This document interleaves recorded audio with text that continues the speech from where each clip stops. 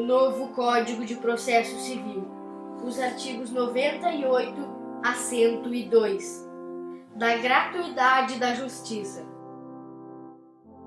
A disciplina específica da gratuidade da justiça é novidade do CPC, isto é, não há correspondência de artigos a respeito da matéria na codificação anterior. Aliás, vale mencionar que a própria Lei 1060 de 1950 teve 8 artigos expressamente revogados pela Lei 13.105 de 2015. Sendo assim, a leitura dos novos dispositivos é importante. Em suma, o artigo 98 define as situações jurídicas que autorizam a concessão da gratuidade da justiça, bem como delimita o alcance do benefício. Os artigos 99 e 100 tratam dos momentos processuais apropriados para a formulação do pedido e também da formação do contraditório. O artigo 101 elenca os recursos cabíveis do deferimento ou indeferimento do requerimento de justiça gratuita. E o artigo 102 prevê a possibilidade de revogação do benefício. O artigo 98 afirma que a pessoa natural ou jurídica, brasileira ou estrangeira, com insuficiência de recursos para pagar as custas, as despesas processuais e os honorários advocatícios, tem direito à gratuidade da justiça na forma da lei. O parágrafo 1º dispõe que a gratuidade da justiça compreende as taxas ou as custas judiciais, os selos postais, as despesas com publicação na imprensa oficial, dispensando-se a publicação em outros meios, a indenização devida à testemunha que, quando empregada, receberá do empregador salário integral, como se em serviço estivesse, as despesas com a realização de exame de código genético, DNA, e de outros exames considerados essenciais, os honorários do advogado e do perito e a remuneração do intérprete ou do tradutor nomeado para apresentação de versão em português de documento redigido em língua estrangeira, o custo com a elaboração de memória de cálculo, quando exigida para a instauração da execução, os depósitos previstos em lei para interposição de recurso, para a propositura de ação e para a prática de outros atos processuais inerentes ao exercício da ampla defesa e do contraditório, e os emolumentos devidos a notários ou registradores em decorrência da prática de registro, averbação ou qualquer outro ato notarial necessário à efetivação de decisão judicial ou à continuidade de processo judicial no qual o benefício tenha sido concedido. De acordo com o parágrafo 2º do artigo 98, a concessão de gratuidade não afasta a responsabilidade do beneficiário pelas despesas processuais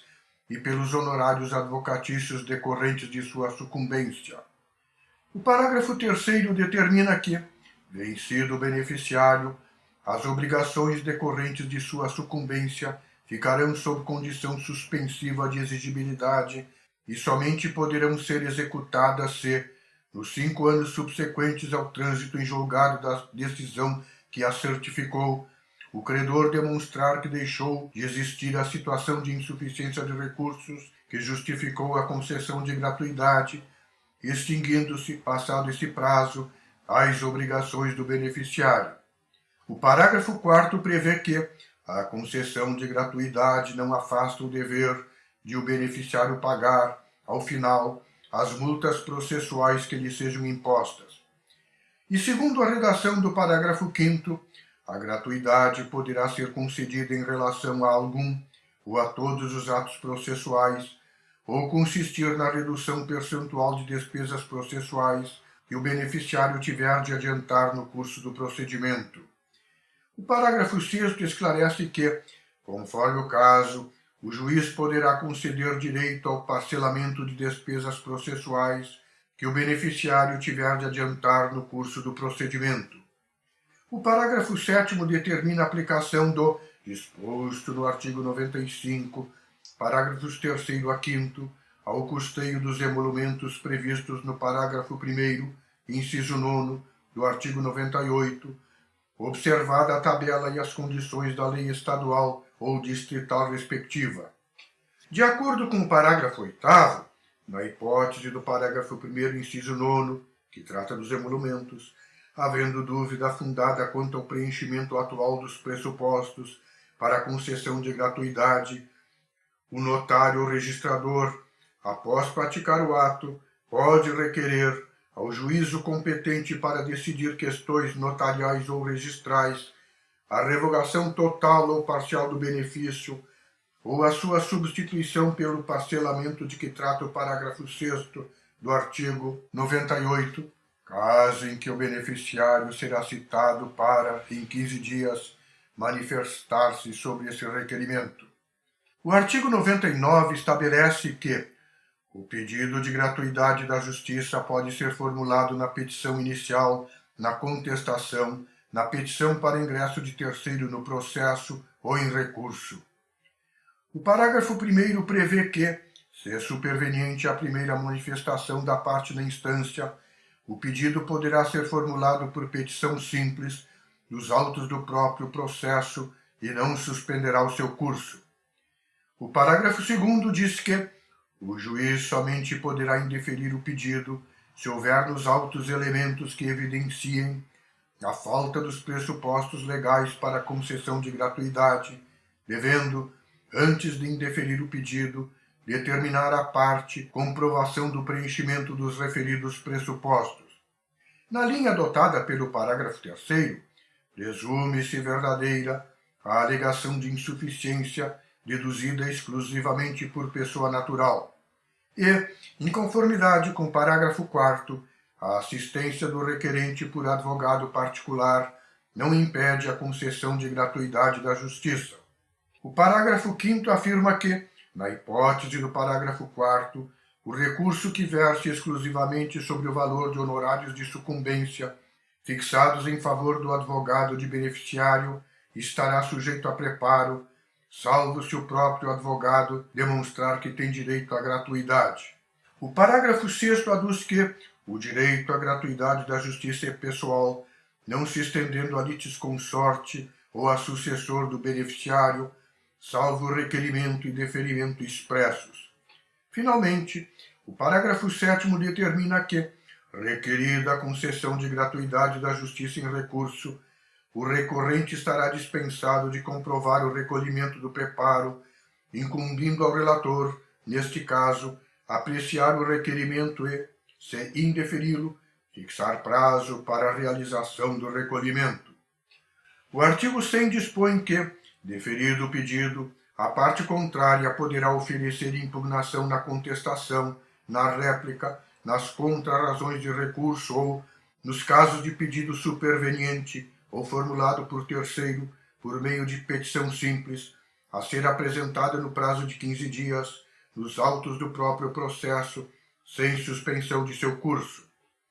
O parágrafo único estabelece que, revogado o benefício, a parte arcará com as despesas processuais que tiver deixado de adiantar e pagará, em caso de má-fé, até o décuplo de seu valor a título de multa, que será revertida em benefício da Fazenda Pública Estadual ou Federal e poderá ser inscrita em dívida ativa. O artigo 101 assevera que, contra a decisão que indeferir a gratuidade ou que acolher pedido de sua revogação, caberá agravo de instrumento, exceto quando a questão for resolvida na sentença contra a qual caberá apelação. O parágrafo 1º diz que o recorrente estará dispensado do recolhimento de custas até a decisão do relator sobre a questão, preliminarmente ao julgamento do recurso. De acordo com o parágrafo 2º deste artigo 101, confirmada a denegação ou a revogação da gratuidade, o relator ou o órgão colegiado determinará ao recorrente o recolhimento das custas processuais no prazo de 5 dias, sob pena de não conhecimento do recurso. Finalmente, o artigo 102 afirma que, sobrevindo o trânsito em julgado de decisão que revoga a gratuidade, a parte deverá efetuar o recolhimento de todas as despesas de cujo adiantamento foi dispensada, inclusive as relativas ao recurso interposto, se houver, no prazo fixado pelo juiz, sem prejuízo da aplicação das sanções previstas em lei. E o respectivo parágrafo único dispõe que, Não efetuado o recolhimento, o processo será extinto sem resolução de mérito, tratando-se do autor, e, nos demais casos, não poderá ser deferida a realização de nenhum ato ou diligência requerida pela parte, enquanto não efetuado o depósito. Fim deste episódio. Texto de Alexei Almeida Chaper, narração de José Tessari. Até o próximo.